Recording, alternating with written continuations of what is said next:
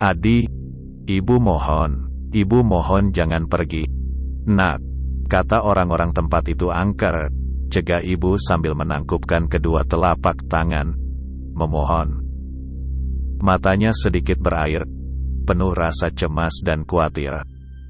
Entah mengapa, ibu begitu mudah percaya mitos-mitos sampah yang digembar-gemborkan tetangga. Aku jadi muak dengan sikapnya yang terlalu protektif. Pokoknya aku mau berangkat. Aku sudah janjian sama teman-teman.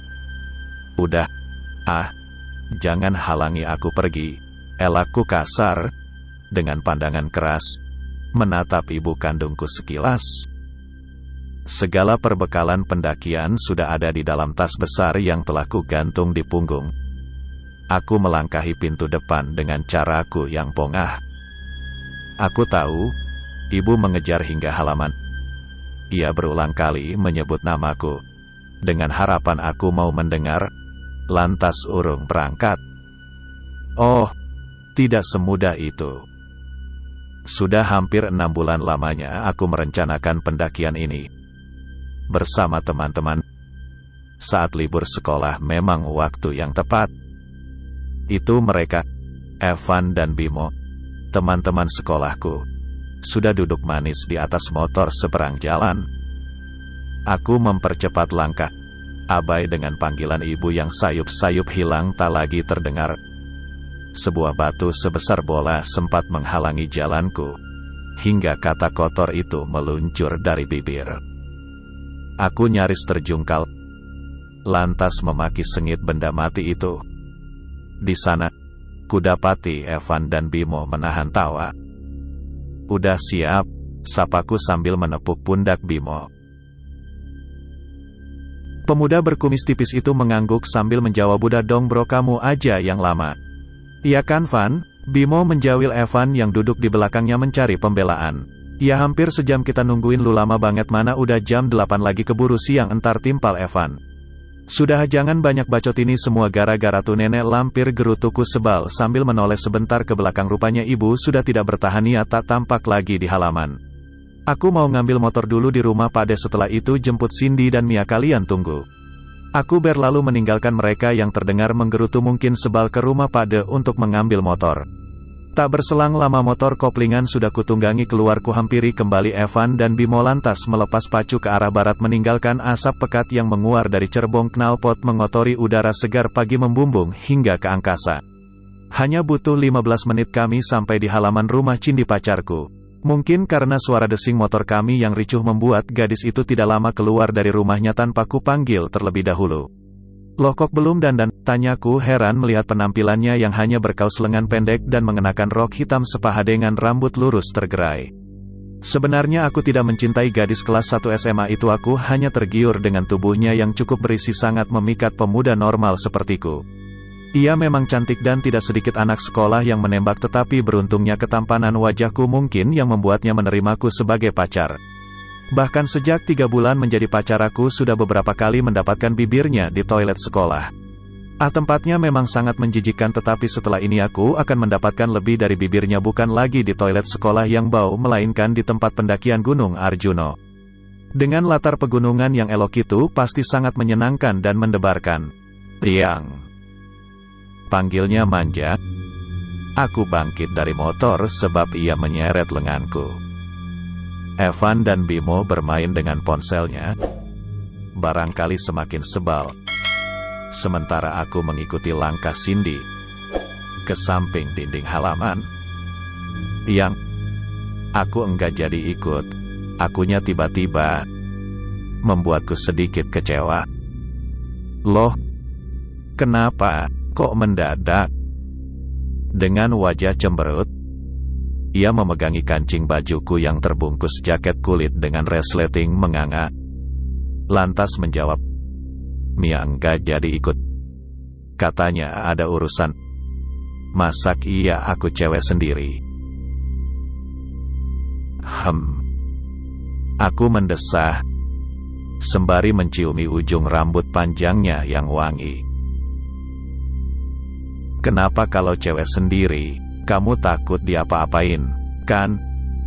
Ada aku, seruku mendesak. Enggak. Ah, lain kali aja, tolaknya bersikuku. Aku sedikit kesal, karena rencana kesenanganku dengannya hampir bisa dipastikan gagal.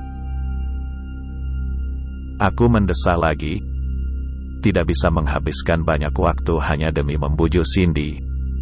Apalagi Bimo dan Evan, mungkin sudah kepalang sebal. Kamu gitu deh. Ya udah. Ah, membawa sebal. Aku melangkah menjauh. Tetapi sebagai ganti, aku harus mendapat sesuatu darinya. Sedikit saja. Sun dulu kalau begitu, pintaku membalik badan. Sambil mendekatkan wajah ke mukanya, ia terkekeh, tetapi membalas dengan jentikan jemari. Ah, kian bertumpuk rasa sebal ini. Ia melihat dengan mata menggoda ke arahku yang sebal menggenjot motor. Lantas ia melambaikan tangan dan hanya meneriaki, "Hati-hati," mengiringi langkah kami bertiga menuju Gunung Arjuno dengan segala keindahan alamnya. Barangkali ucapan "hati-hati" dari Cindy adalah kalimat terakhir yang kudengar dari bibir indahnya.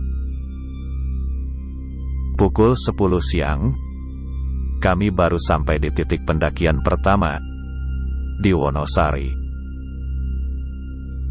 Kami memarkirkan motor di tempat yang tersedia, kemudian melakukan registrasi, membayar tiket masuk. "Halo." Aku menjawab telepon dari Cindy yang baru masuk. Entah ia bicara apa. Kondisi sinyal yang kurang baik membuat percakapan kami sedikit terganggu. Namun, kupastikan alasan ia menelepon adalah sebab menyesal karena urung ikut. Kulirik Bimo dan Evan berbincang dengan petugas yang ada, tetapi aku masih asyik melayani Cindy di seberang sana. Pukul 10 lewat. Kami baru mulai melakukan pendakian menuju pos berikutnya. "Matikan sajalah teleponmu itu, Di," Evan mengingatkan. Aku patuh, sebab pemandangan kebun teh cukup mengalihkan perhatian. Hijau dan sejuk sekali.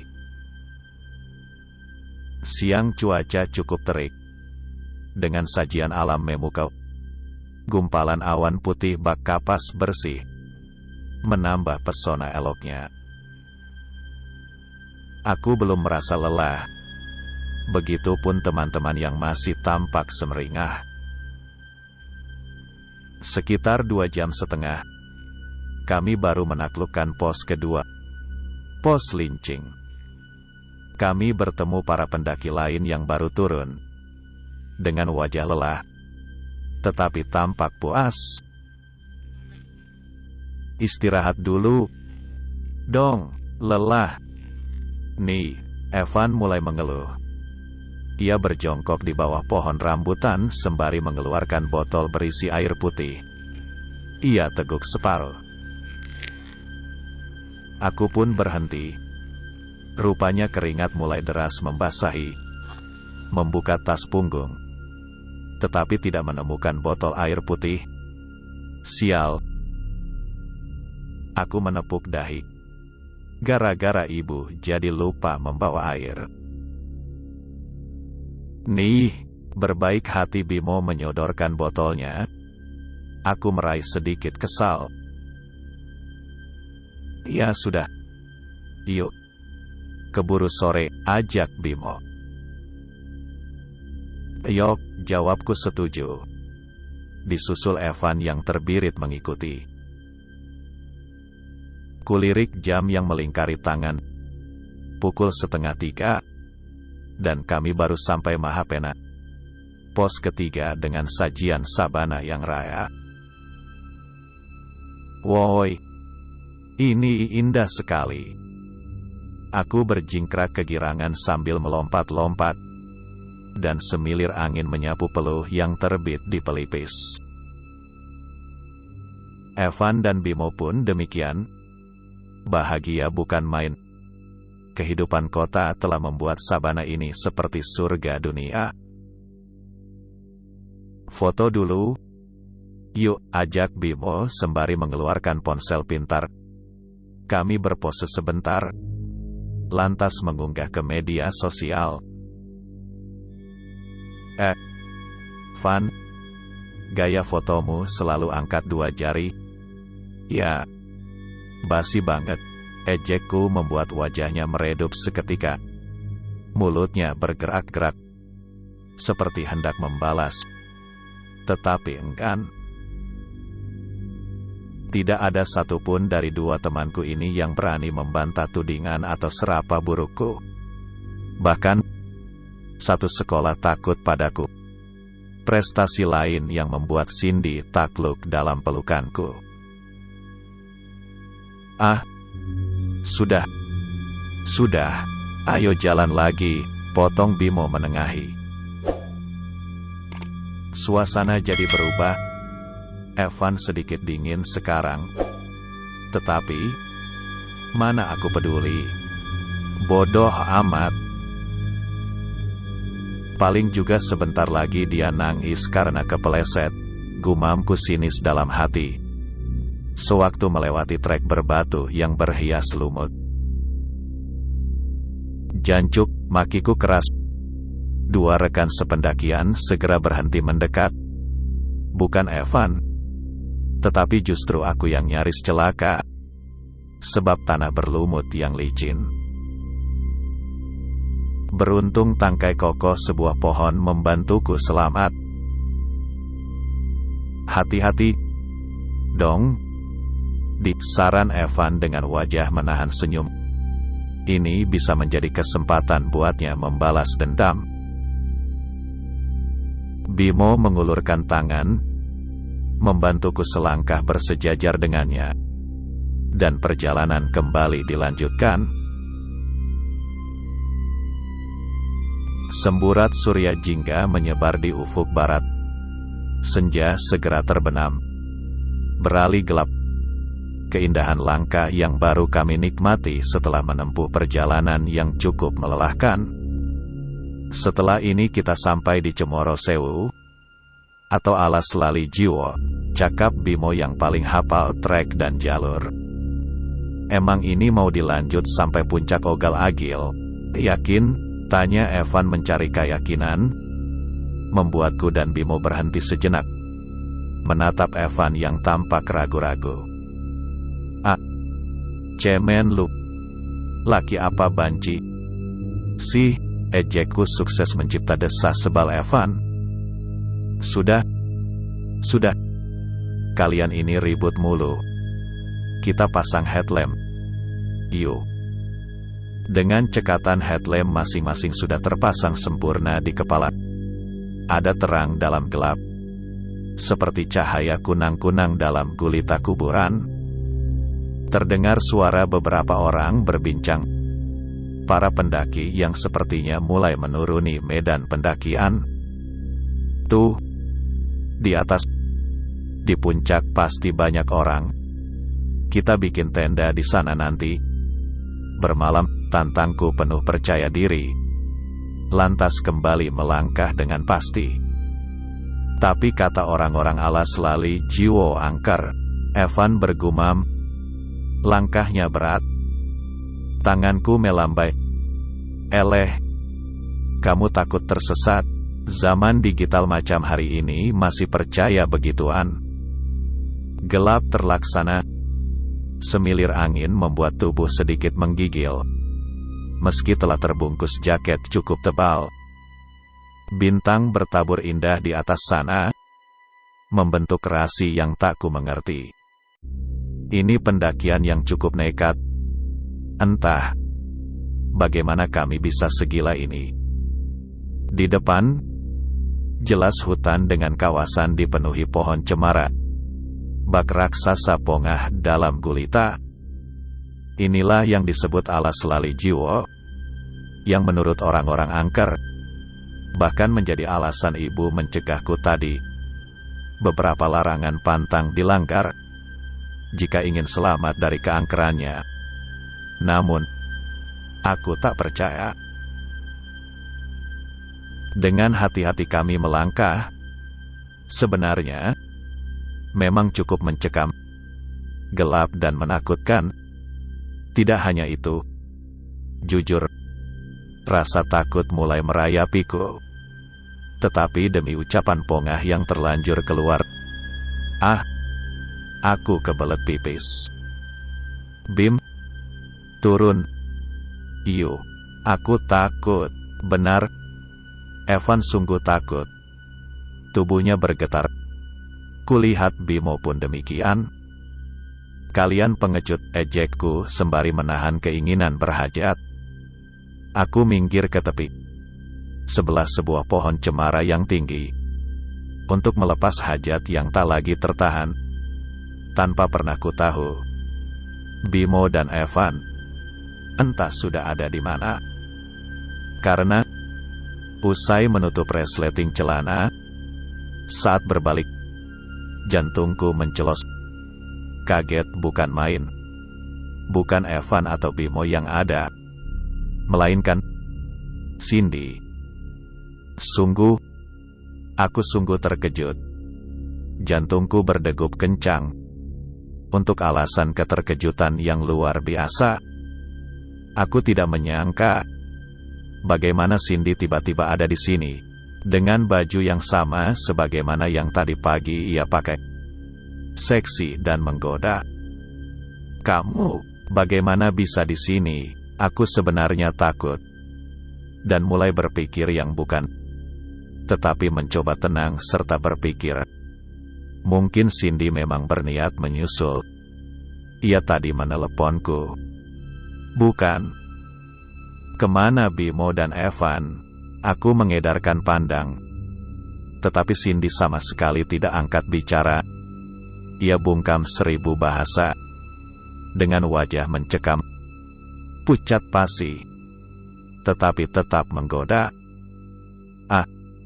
Ini suasana yang tepat. Kami hanya berdua. Aku melepas tas punggung, menjatuhkannya sembarang, lantas mendekatkan wajah ke wajah yang lain. Kekasihku. Tidak sabar ingin kulumat bibir itu, lantas melampiaskan segala hasrat yang bergelora. Namun, saat wajah kami sudah sangat dekat, dan bibir kami nyaris bertemu, ia mundur, berjalan menjauh. Entah hendak kemana, tetapi aku mengekor. Mau kemana? Mau di mana? Godaku tak mendapat balasan. Ia terus berjalan ke hutan cemara yang lebat, dengan rumput liar di sana-sini. Setiap depa langkahnya selalu meninggalkan bau aneh. Tidak seperti harum parfumnya yang sudah hidungku hafal, tetapi seperti bau anyir dan amis. Aneh sekali. Aku terus mengejar, mencoba meraih tangannya dan mencumbu segera. Tetapi, cicin Cindy, aku baru sadar, sewaktu mataku turun menelisik ke bawah, ia berjalan tanpa berpijak di atas tanah. Seketika bulu kuduk berdiri sempurna, bergetar dada, lemas seluruh tubuh. Ia bukan Cindy, bukan. Aku mundur, urung mengikuti jejaknya. Tiba-tiba ingat bacaan Fatihah, ayat kursi, dan ayat-ayat yang kerap ibu lantunkan. Tetapi, bibirku keluh, otakku lumpuh, ingatanku kosong, langkahku berat, tidak mengerti harus kemana, tidak sadar bahwa aku hanya berputar-putar di kawasan yang tetap sama. Aku jatuh, terjerembab di semak, meringkuk sekalian di sana. menahan takut. Dalam jatuh, air mataku berlinang. Dalam gelap, kulihat bayangan putih dengan rambut panjang di sana, di sebelah sebuah pohon cemara. Pahaku bergetar hebat. Pun bibir ini, yang terasa sekelu mungkin. Ku dengar ramai suara orang, ingin teriak minta pertolongan, tetapi tak kuasa. Lagi pula, suara-suara itu tanpa ada rupa. Di sana-sini hanya gulita, dan headlamp yang kukenakan sudah raib entah di mana. Ibu aku takut, di tengah otak yang lumpuh. Aku menyesal telah mengabaikan ibu. Bimo. Ervan, di antara air mata yang berderai dan keringat dingin yang bercucur, aku teringat keduanya. Oh, aku telah meremehkan mereka tadi. Tidak terkira rasa sesal itu setara dengan rasa takut yang mendera, karena bayangan putih dalam hitam, dengan rambut terurai panjang nan menyeramkan. Aku rasa ia mendekat. Ya, ia mendekat. Seiring degup jantung yang berpacu cepat, suara gamelan melengking nyaring, menambah suasana kian mencekam. Aku takut. Sungguh. Ia dekat. Tenggorokanku tercekat, hingga sukmaku meninggalkan jasad dengan sakit yang teramat. Sudah 2 pekan Adi belum ditemukan. Tim SAR tidak henti melakukan pencarian, tetapi mulai menemukan titik terang saat seorang pencari kayu mengabarkan telah menemukan jasad yang sedikit membusuk, tertutup rerumputan semak, tepat di mana Adi meninggalkan air kencingnya terakhir kali. Jasad yang diduga kuat adalah Adi mulai dievakuasi, hingga sore hari baru selesai. Terima kasih, Pak, atas bantuannya, ucap kepala tim kepada laki-laki tua pencari kayu itu. Ia tak menjawab. Dengan wajah pucat dan menyeramkan saat dipandang Lamat, ketua tim segera mengambil langkah, berniat bergabung dengan yang lain. Merinding. Di rumah duka, sang ibu menangis tiada henti. Kehilangan putra semata wayang adalah sebuah pukulan telak. Cindy, dengan mengenakan pasmina hitam, duduk di sebelah perempuan yang seharusnya menjadi calon mertuanya. Wajahnya pucat.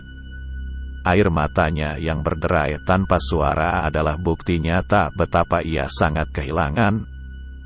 Hati-hati, itu benar-benar menjadi kalimat terakhir dari Cindy yang Adi dengar. Selamat jalan, Adi. Semoga Tuhan mengampuni dosa-dosamu. Kejadian ini memberi pelajaran berharga bagi kami untuk selalu menghormati orang tua, terutama ibu, berbicara santun, tidak bertindak semena kepada siapapun, berpikir positif, menjaga niat dan hati dari perkara tercemar dimanapun, karena mereka wanita-wanita gaib mengintai untuk menjebak sesiapa yang menyebalkan. Terima kasih telah menyaksikan video ini. Cerita ini hanyalah fiksi belaka. Segala tokoh, lokasi dan peristiwa yang dijabarkan. Jangan lupa subscribe YouTube Ceritakan Ceritamu agar channel ini dapat berkembang. Nyalakan lonceng untuk mendapatkan video terbaru dari kami. Klik tombol donasi di link deskripsi. Sedikit bantuan dari Anda sangat berarti untuk kami.